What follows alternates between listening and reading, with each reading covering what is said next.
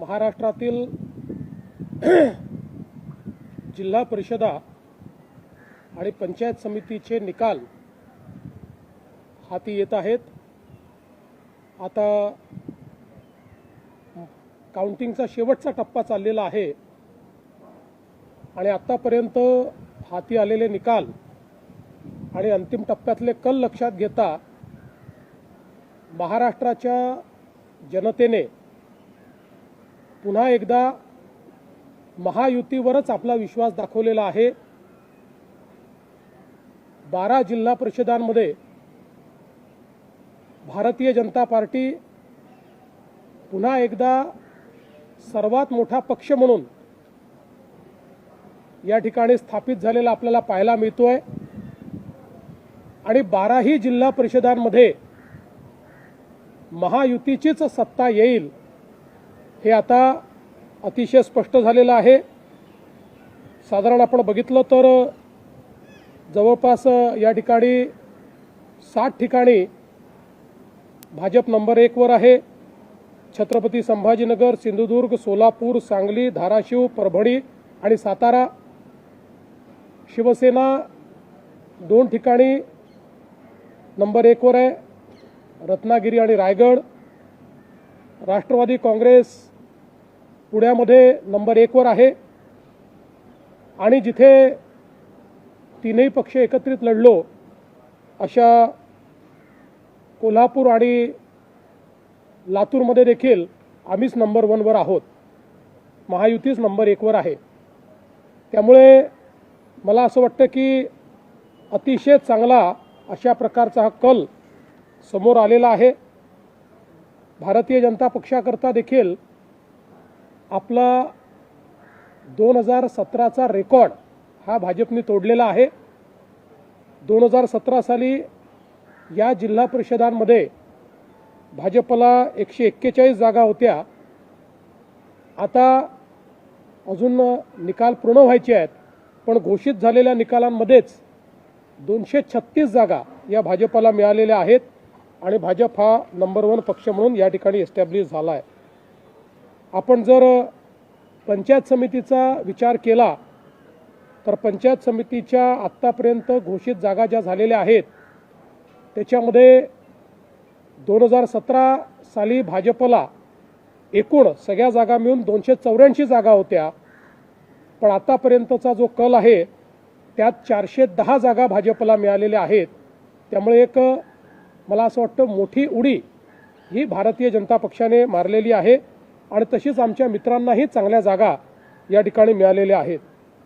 साधारणपणे आपण 125 पंचायत समितीचा जर कल बघितला तर या 125 पैकी साधारणपणे 50 या पंचायत समिती भारतीय जनता पक्षाकडे असतील, 26 शिवसेनेकडे असतील, 23 राष्ट्रवादी काँग्रेसकडे असतील। बाकी मग आपण विचार केला तर एक 7 ते 8 काँग्रेसकडे, 7 ते 8 शरद पवार यांच्या पार्टीकडे आणि उबाठाकडे 5 अशा पद्धतीची आत्ताची परिस्थिती आहे। त्यामुळे इथे देखील आपण जर विचार केला तर महायुतीला 125 पैकी 100च्या वर पंचायत समिती जिंकता आलेल्या आहेत। ही देखील मला असं वाटतं एक अत्यंत महत्त्वाची गोष्ट आहे। दुर्दैवाने या निवडणुकीच्या दरम्यान आमचे महायुतीतले एक वरिष्ठ नेते अजितदादा पवार यांचा दुर्दैवी मृत्यू झाला। त्याचंही एक प्रकारे दुःख आम्हा सर्वांना आहे। मी स्वतः हा निर्णय केला होता की त्यामुळे मी प्रचार करणार नाही, त्यामुळे मी फक्त एक आव्हानाचा व्हिडिओ हा सगळ्या जिल्हा परिषदांमध्ये केला होता। पण एकूणच जी काही महाराष्ट्राच्या ग्रामीण भागाची मानसिकता आहे ती मानसिकता यातनं पूर्णपणे समोर आलेली आहे। पहिले नगरपालिका, मग महानगरपालिका आणि आता जिल्हा परिषदा या सगळ्या निवडणुकातून महाराष्ट्र सरकारने केलेलं जे काम आहे या कामावर एक प्रकारे जनतेने शिक्कामोर्तबच केला आहे असं मी स्पष्टपणे म्हणेन। आमचे दोन्ही जे सहकारी पक्ष आहेत त्यांचंही मी अतिशय मनापासून अभिनंदन करतो आणि विशेषतः भारतीय जनता पक्षाचे आमचे अध्यक्ष रवींद्र चव्हाण साहेब यांचंही अभिनंदन करतो की त्यांच्या नेतृत्वात एक अतिशय उत्तम अशा प्रकारचा विजय भारतीय जनता पक्षाला मिळून आता तिसऱ्याही निवडणुकीमध्ये भारतीय जनता पार्टी हा नंबर 1चा पक्ष झालेला आहे। महाराष्ट्राच्या जनतेचे देखील अतिशय मनापासून आभार मानतो आणि त्यांच्या आशा आकांक्षा पूर्ण करण्याकरता आम्ही योग्य अशा प्रकारचा कारभार चालवू हे आश्वासन देखील त्यांना देतो। 2017 साली देखील आम्ही अतिशय चांगली मुसंडी ग्रामीण भागात मारली होती।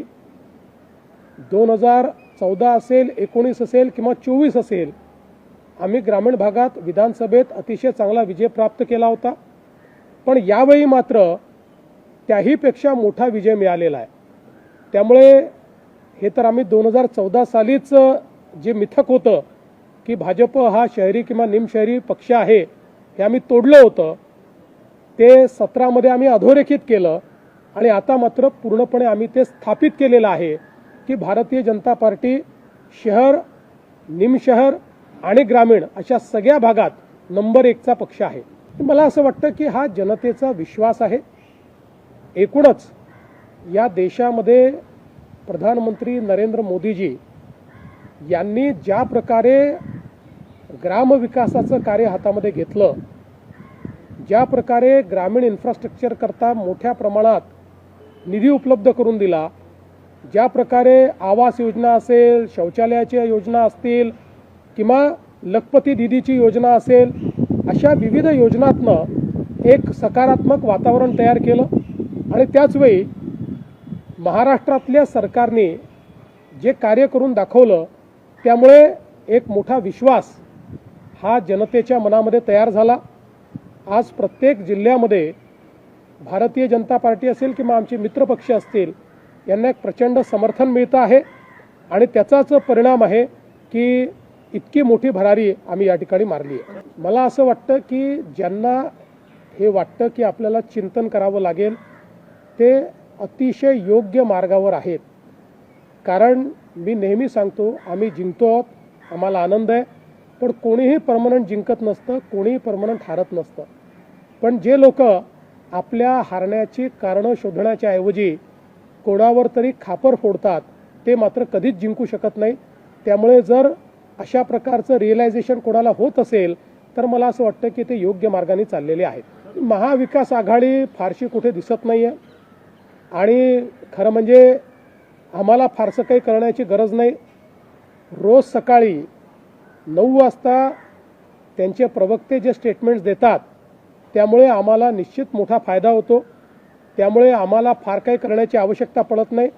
रोज त्यांची मतं कमी करण्याचं काम हे त्यांच्याच माध्यमातून होतं आणि आपणही लोक त्या ज्या काही त्यांचे काही जे काही स्टेटमेंट्स असतात की ज्याला कुठलाही अर्थ नसतो, ज्याला कुठलीही सत्यता नसते, ज्याला कुठलंही बेसिस नसतं, याला इतकी व्यापक प्रसिद्धी देता की त्यामुळे उलट आमचंच काम होतं आणि लोकांचा त्यांच्यावरचा विश्वास रोज कमी होत जातो।